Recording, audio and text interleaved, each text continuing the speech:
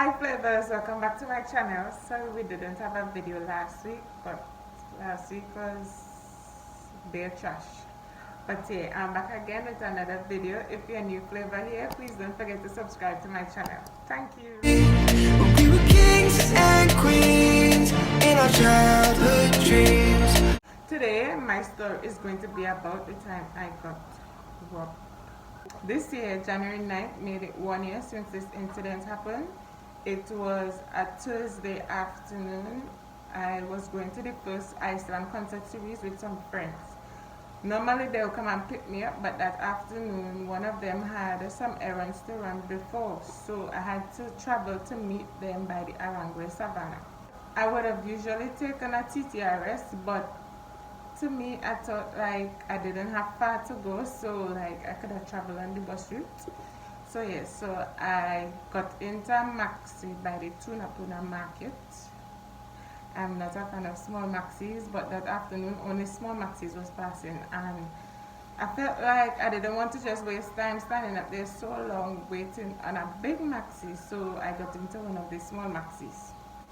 I sat in the seat directly behind the driver. There was a female to the front of the maxi, an old man sitting next to me, a man to the back of us, a lady sitting to the back of him, and in the back seat there was a lady with two children who couldn't be no more than 4 years old. One was like a baby and the other one like about 2 or 3 years old.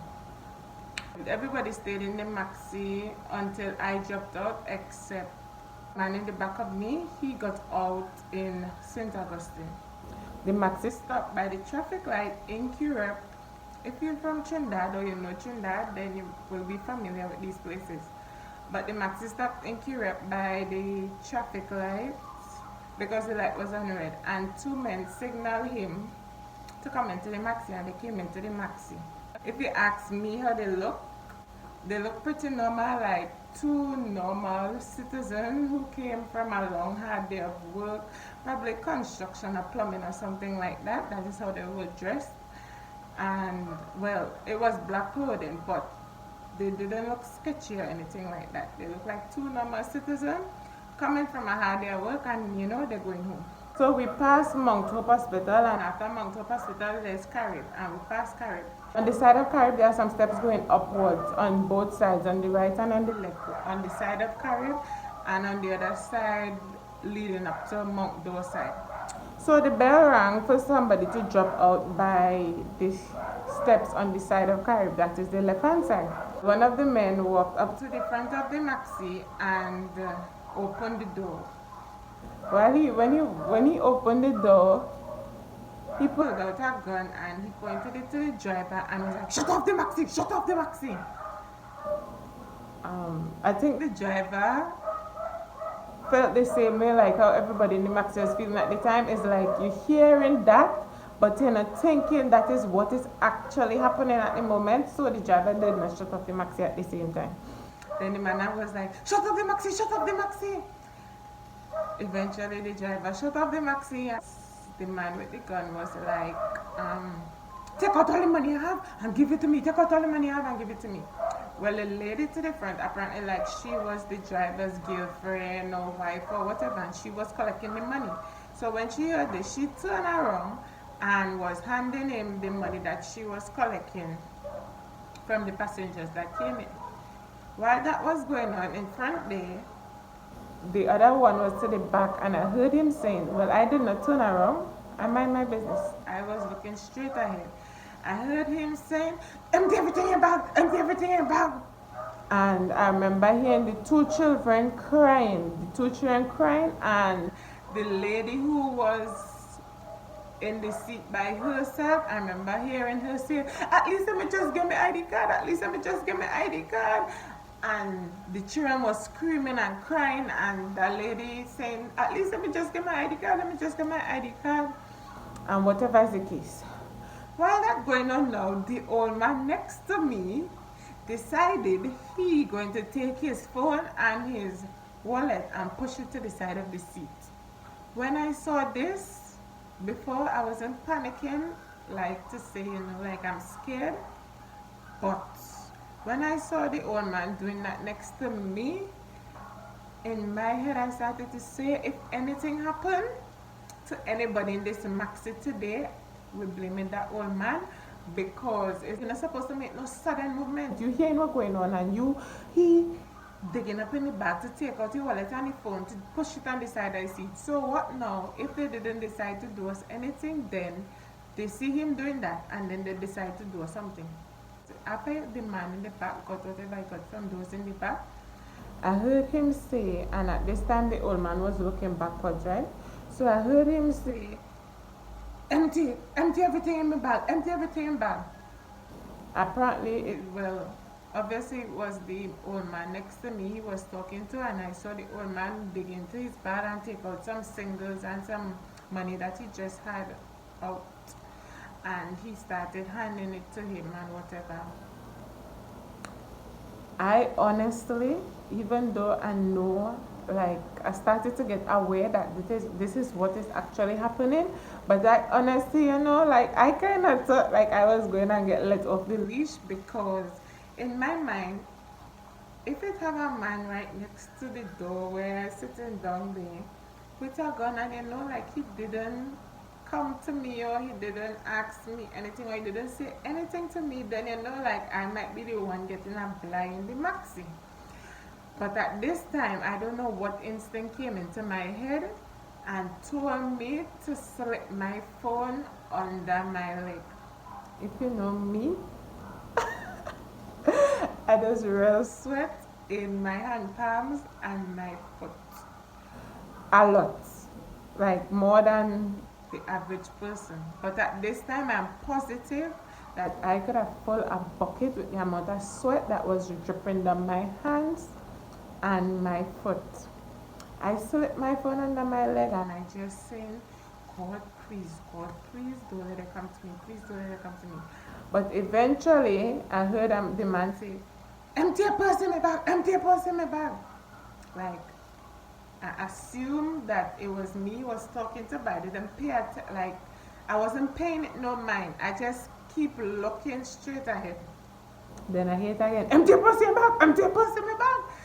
And I just turned a little to the side, and in that moment, I just felt the tip of a gun just bounce off my temple, and I just surrendered. Like, I didn't budge to say something or ask a question. I just opened my purse and I emptied it into the bag.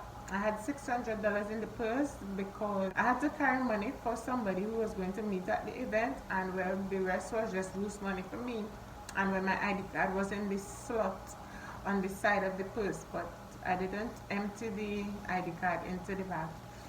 And when he got what he got from me, by this time the one who was standing at the door, he got the rest of money from the driver, wherever the driver take out money from, whether it was the side of his door or whatever. And the one who was by the door was like, come on, let go, like, like he was the mastermind behind this whole plan. And they ran up the steps on the side of Carib. So now all of that just happened. You think that, the driver will just drive off, no hesitation. 30 seconds pass, the driver still in the same position. So I shout out on the driver, like I scream out on the driver. I was like, driver, drive the maxi. And then the driver screamed back at me. I was like, get just now.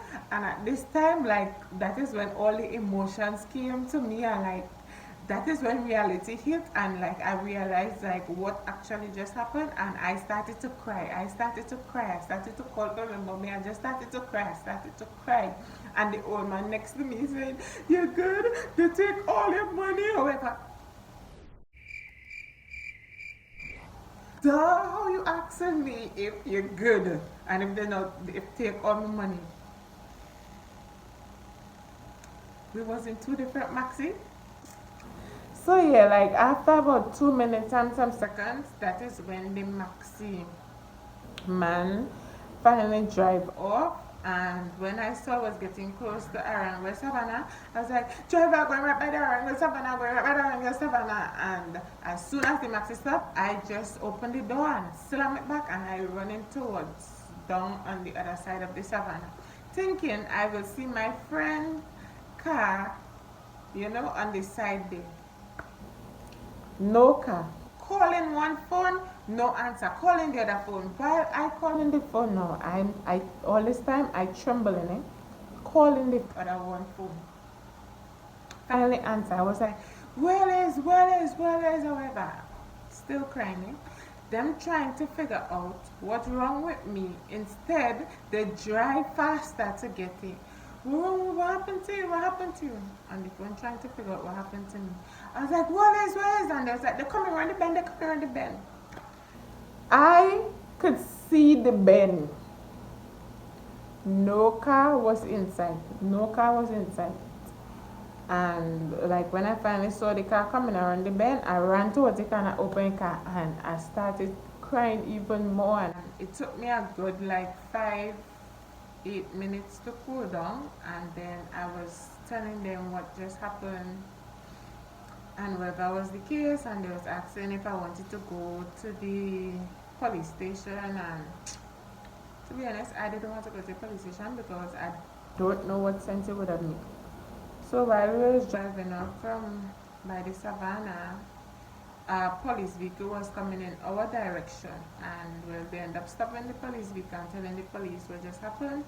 And the police was like, take her to the police station. However, the same reason I didn't want to go to the police station, I was reminded of that reason when I got there, because I took forever before I could have made the report.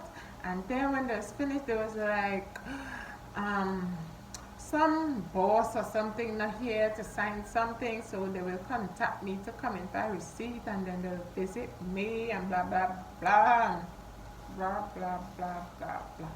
They never call and they never gonna receipt and blah, whatever is the case. So yeah, that was a dead story. We still actually went to the ISAM concert series, and I remember I did not go inside. This was the first one and it kept in shock on us.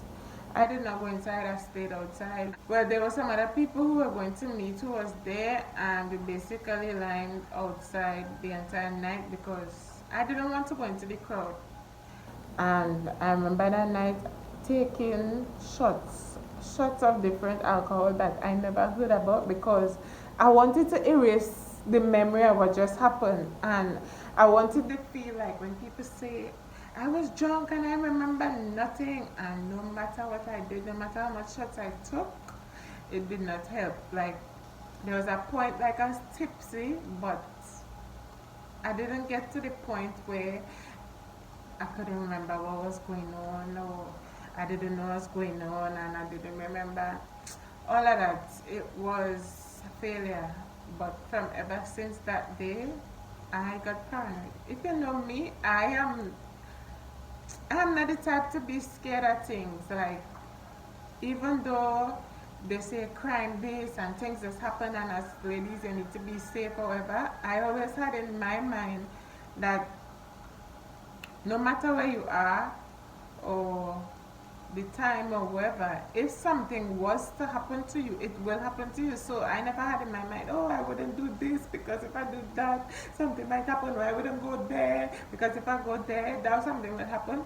I wasn't that type. But from that incident, I got very paranoid.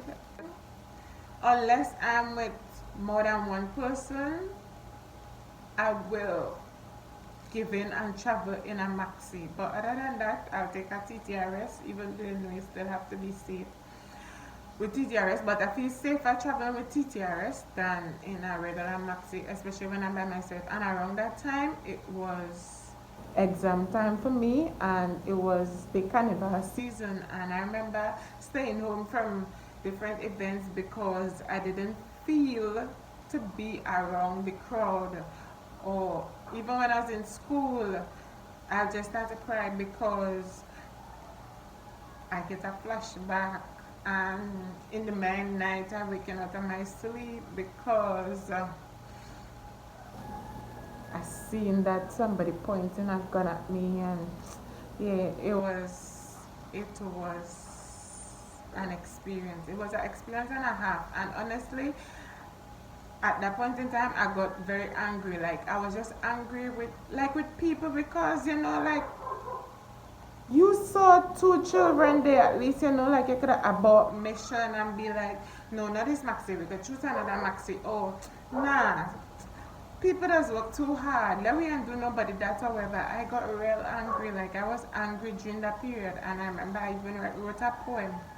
We get into that some other time. But yeah, it was a scary experience.